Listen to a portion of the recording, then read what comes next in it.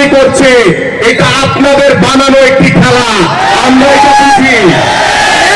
আমি দৃঢ়ভাবে বলতে চাই, বিএনপির ভারপ্রাপ্ত চেয়ারম্যান জনাব তারেক রহমানের নেতৃত্বে বাংলাদেশে কোন বিএনপি, কোন নেতা, কোন চাঁদাবাজি, দখলদারি, লুটতরাজ করার কোন সুযোগ নাই। চুরি করে আমি না, বাংলাদেশের বহু মানুষ আছে এই রকম যারা এই ধরনের কার্যক্রমের সাথে জড়িত থাকবে। বাংলাদেশের জনগণের যে প্রত্যাশা, যে চাওয়া, আমরা সেটা মাথা পেতে নেব। তাই আসুন, এই মিথ্যাচার এবং ইসলামিক দল তারা কি বলেছিল 5ই আগস্টের পরে আওয়ামী লীগকে নাকি তারা মাফ করে দিচ্ছে। আরে ভাই, গত 17 বছর ধরে আপনাদের উপরে কম জুলুম নির্যাতন করে নাই, বাংলাদেশের মানুষের উপরে কম জুলুম নির্যাতন হয় নাই। বাংলাদেশ জাতীয়তাবাদী বলে সকল নেতৃবৃন্দের উপরে যেভাবে জুলুম নির্যাতন হয়েছে, আমরা রিমান্ড কেটেছি, আমরা জেল কেটেছি, আমরা বুঝি কি কষ্টে ছিলাম আমরা। আপনারা বুঝবেন না। আজকে কথায় কথায় বিএনপির নামে চাঁদাবাজি, লুটতরাজের কথা বলছেন, এটা বানানো, এটা ফেক। আপনারা কোথাও প্রমাণ করতে পারবেন না। এবং আমরা কিছু কিছু জায়গায়, আপনারা ইতিমধ্যে অবগত আছেন, আমাদের বাংলাদেশে এখন কিন্তু আওয়ামী লীগ আর নাই, সবাই বিএনপি হয়ে গেছে। বিএনপি হয়ে গেছে না সবাই? কেউ বলে যে ভাই আমি আওয়ামী লীগ করি? বলে না, সবাই বিএনপি হয়ে গেছে। ওই নব্য বিএনপি কিছু কিছু জায়গায় চাঁদাবাজি করছে, লুটতরাজ করছে। ভোট দিচ্ছে কাদের? বিএনপির উপরে। আরে ভাই, বিএনপির জন্মটা দেখেন না কিভাবে হয়েছে। শহীদ রাষ্ট্রপতি জিয়াউর রহমান তিনি মাত্র 4 বছর স্বল্প সময় বাংলাদেশের দায়িত্ব ভার গ্রহণ করেছিলেন। সেই স্বল্প সময়ের ভিতরে তিনি বাংলাদেশের যে ভিত্তিপ্রস্তর স্থাপন করে দিয়ে গিয়েছিলেন, আপনাদের সকলের নলেজেই, আপনাদের জ্ঞানে সকলেরই আছে এটি। এবং আমাদের প্রিয় নেত্রী, দেশনেত্রী বেগম খালেদা জিয়া আবার স্বৈরাচার এরশাদের বিরুদ্ধে দীর্ঘ 9 বছর আন্দোলন সংগ্রাম করে বাংলাদেশে আবারও গণতন্ত্র পুনঃপ্রতিষ্ঠা করেছিলেন।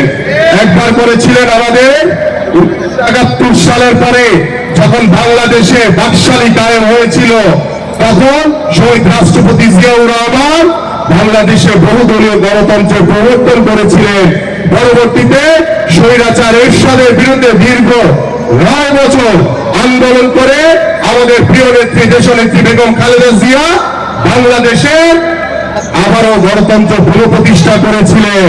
এবং 9/11-এর পরে আমরা দেখেছি বাংলাদেশের রাষ্ট্রীয় ক্ষমতাকে এই আওয়ামী সরকার, ফ্যাসিস্ট সরকার কুক্ষিগত করে রাখার জন্য বাংলাদেশের সংবিধান থেকে তত্ত্বাবধায়ক সরকারটি বাতিল করে দিয়েছে।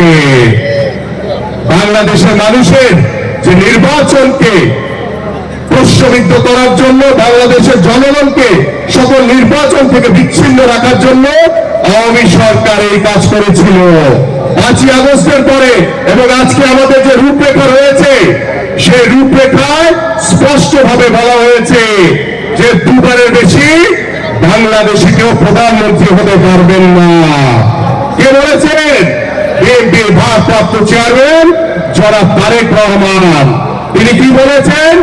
বাংলাদেশের যে অর্থনৈতিক যে সংকটের মুখে আছে, সেই অর্থনীতিকে আরো সমৃদ্ধিশালী করার জন্য বিভিন্ন পরিকল্পনা গ্রহণ করবেন।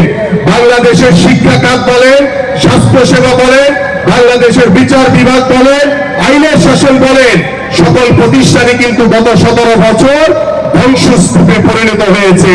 সেই ধ্বংসস্তূপ থেকে টেনে তোলার জন্য আমাদের মাননীয় ভারপ্রাপ্ত চেয়ারম্যান 31 দফার কর্মসূচি দিয়েছে এবং এটার সকল রাষ্ট্র মেরামতের সকল সংস্কার এই সংস্কারের ভিতরে, রূপরেখার ভিতরে রয়েছে। তাই আসুন, আমাদের বাংলাদেশের মানুষের যে প্রত্যাশা, যে চাওয়া, যে স্বপ্ন, বাংলাদেশ জাতীয়তাবাদী দলের প্রত্যেকটি নেতৃবৃন্দ, বিএনপির ভারপ্রাপ্ত চেয়ারম্যান জনাব তারেক রহমানের নেতৃত্বে ঐক্যবদ্ধ